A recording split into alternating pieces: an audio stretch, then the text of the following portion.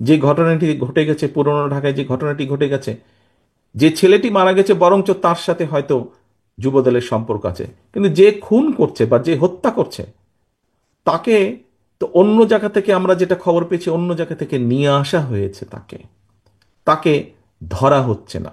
ধরা হলো, অন্যদেরকে অ্যারেস্ট করা হলো, তাকে ধরা হচ্ছে না। কি, তাকে আসামিও পর্যন্ত বোধহয় করা হয়নি এখন পর্যন্ত। কেন হয়নি? কেন ধরা হচ্ছে না?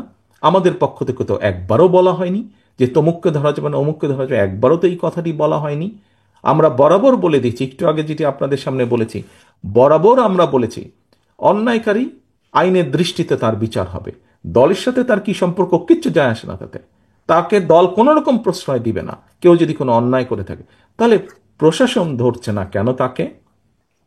আমাদের এখানে রিজভী আহমেদ সাহেব পরিষ্কার বলেছেন, দলীয় অবস্থান থেকে আমাদের যা যা করা প্রয়োজন, আমরা প্রত্যেকটি যেটি যেটি জেনেছি, তদন্তের পরে যাদের যাদের সম্পর্কে প্রমাণিত হয়েছে অভিযোগ, আমরা আমাদের দলীয় অবস্থান থেকে তাদের বিরুদ্ধে ব্যবস্থা গ্রহণ করেছি। আইন শৃঙ্খলা বাহিনী কেন তাহলে বসে আছে? আইন শৃঙ্খলা বাহিনীকে চালায় কে? বিএনপি তো চালায় না, চালাচ্ছে তো সরকার। তাহলে সরকার কেন ব্যবস্থা নিচ্ছে না তাদের বিরুদ্ধে? সেটি দলেরই হোক বা সেটি অন্য কোনো লোকই হোক, কেন ব্যবস্থা নিচ্ছে না? প্রিয় উপস্থিতিবৃন্দ, দেখুন, একটু আগে আপনাদের সামনে আমি তুলে ধরেছি বিএনপির প্রত্যেকটি, আমাদের যারা শহীদ হয়েছে সহকর্মীরা, তারা দেশকে যেমন দেখতে চেয়েছে, তার উপরে ভিত্তি করে আমরা প্রত্যেকটি বিষয়ে পরিকল্পনা গ্রহণ করেছি। কিন্তু একটি শব্দ প্রায় বক্তব্যে উঠে আসে, ষড়যন্ত্র। যা আগে বলেছিলাম 8 মাস 7 মাস আগে, তা এখনো বলছি। শুধু আমি একা বলছি না, যারা বিবেকবান সচেতন মানুষ, দেশপ্রেমিক মানুষ, প্রত্যেকটি মানুষ বলছেন এই কথাটা। নতুন করে ষড়যন্ত্র আবার শুরু হয়েছে। একটু আগে আমি বলেছি বিএনপি তার অভিজ্ঞতার আলোকে বলেছে সংস্কার কোনটি উচিত হবে, কোনটি উচিত হবে না, বা কি মতামত। কারণ বিএনপি দায়িত্ববোধ থেকে বলেছে। প্রিয় সহকর্মীবৃন্দ, আমরা বরাবর এক কথা বলে এসেছি, আমরা সবসময় গণতন্ত্রে বিশ্বাস করি, বাংলাদেশের স্বাধীনতায় বিশ্বাস করি, বাংলাদেশের মানুষের সার্বভৌমত্ব, দেশের সার্বভৌমত্বে আমরা বিশ্বাস করি, মানুষের কথা বলার অধিকারে আমরা বিশ্বাস করি। বিএনপি তার জন্ম থেকে বলেছে, বিএনপি বহুদলীয় গণতন্ত্রে বিশ্বাস করে। এই কথাটি শুধু বলেনি, এই কথাটি প্রমাণ করে দেখিয়েছে। বিএনপি সংসদীয় গণতন্ত্রে বিশ্বাস করে। বিএনপি শুধু বলেইনি, দেশনেত্রী খালেদা জিয়ার সময় আমরা এটি প্রমাণ করে দিয়েছি প্রেসিডেন্সিয়াল ফর্ম থেকে পার্লামেন্টারিয়ান ফর্মে কনভার্ট করার মাধ্যমে। বিএনপি এই কাজগুলো যেগুলো বিশ্বাস করে, বিএনপি প্রমাণ করেছে বিভিন্ন সময় কাজের মাধ্যমে বিএনপি যা বলে। কিন্তু আমরা কি দেখেছি? অনেকগুলো রাজনৈতিক দলকে আমরা দেখেছি, কারোর সাথে আমরা দেখেছি, কারোর ব্যাপারে আমরা দেখেছি স্বাধীনতা যুদ্ধের সময়ের ভূমিকা। যখন বিএনপির প্রতিষ্ঠাতা শহীদ রাষ্ট্রপতি জিয়াউর রহমান স্বাধীনতার ডাক দিয়েছিলেন, সেই সময় আমরা দেখেছি দেশের স্বাধীনতার বিরোধিতা কে করেছে, কাদের পক্ষ নিয়ে দেশের স্বাধীনতার বিরোধিতা করেছে।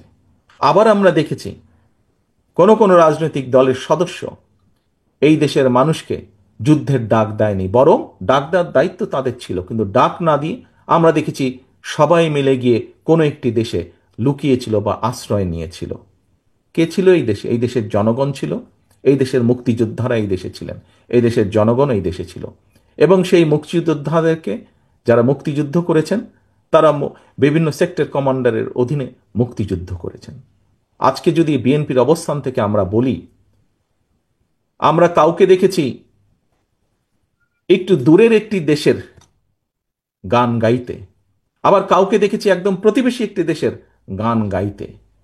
এখন তো দেখা যাচ্ছে বিএনপি ছাড়া, বাংলাদেশ জাতীয়তাবাদী দল ছাড়া বিভিন্ন দল বিভিন্ন দেশের গান গাইছে বাংলাদেশে।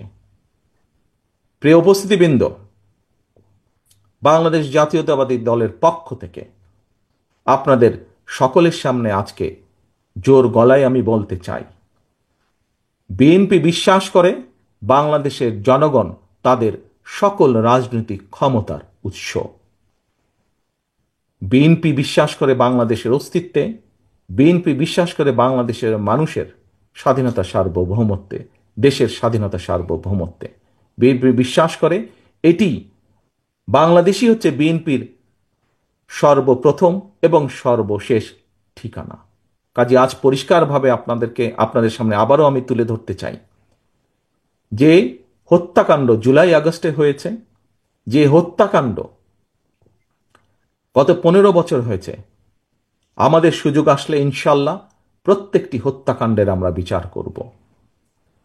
যত সময় লাগুক ধীরে সুস্থে প্রত্যেকটি হত্যার বিচারকাণ্ড আমরা করব। আপনাদের সামনে পরিষ্কারভাবে আমি তুলে ধরতে চাই 31 দফার মাধ্যমে আমরা জনগণের সামনে দেশকে গড়ে তোলার, রাষ্ট্র কাঠামোকে পুনর্গঠন করার যে পরিকল্পনা দিয়েছি, বাংলাদেশের মানুষের সমর্থন পেলে আমরা পূর্ণ উদ্যোগে সর্বোচ্চ প্রচেষ্টা দিয়ে আমরা 31 দফা বাস্তবায়নের চেষ্টা করব। আমাদের কারণ যে শহীদরা জুলাই আগস্ট সহ বিগত 15 বছরে যে মানুষগুলো প্রাণ দিয়েছে এদেশের মানুষের স্বাধীনতা, সার্বভৌমত্ব, রাজনৈতিক অধিকার, অর্থনৈতিক অধিকার প্রতিষ্ঠার জন্য বিএনপি সর্বশক্তি দিয়ে সেই শহীদদের মর্যাদা রক্ষা করবে, প্রতিশ্রুতি বাস্তবায়নের মাধ্যমে। প্রিয় সহকর্মীবৃন্দ, প্রিয় উপস্থিতিবৃন্দ, সম্মানিত নেতৃবৃন্দ, পরিশেষে আমি আপনাদের সকলকে আহ্বান করব, আসুন আমাদের সকলকে চোখ কান খোলা রাখতে হবে। আমাদের যে আন্দোলন, আমাদের যে যুদ্ধ ছিল গণতন্ত্র প্রতিষ্ঠার, মানুষের অধিকার প্রতিষ্ঠার, সেই যুদ্ধ কিন্তু এখনো শেষ হয়ে যায়নি। একটি হাদিস দিয়ে আপনাদের সামনে থেকে আজকে আমি বিদায় নিতে চাচ্ছি। একটি হাদিসে বলা হয়েছে, কোনো ব্যক্তির মিথ্যাবাদী হওয়ার জন্য এতটুকুই যথেষ্ট যে সে যা শুনে সত্যতা যাচাই না করে তাই প্রচার করে বেড়ায়। প্রিয় সহকর্মীবৃন্দ, সম্মানিত উপস্থিতিবৃন্দ, আমরা অনেককেই আজকে ধর্মীয় অবস্থান থেকে অনেককে আমরা কথা বলতে দেখি, অনেককে কথা বলতে শুনি। তাদের সকলের সামনে এই হাদিসটি আমি রেখে যাচ্ছি। আমি আশা করব আমরা যারা এই দেশের, বাংলাদেশের মাটিতে বড় হয়েছি, বাংলাদেশের আলো বাতাসে বড় হয়েছি, আমরা আমাদের সর্বশক্তি দিয়ে এই দেশের স্বাধীনতা, সার্বভৌমত্ব, এই দেশের মানুষের অধিকারকে রক্ষা করব।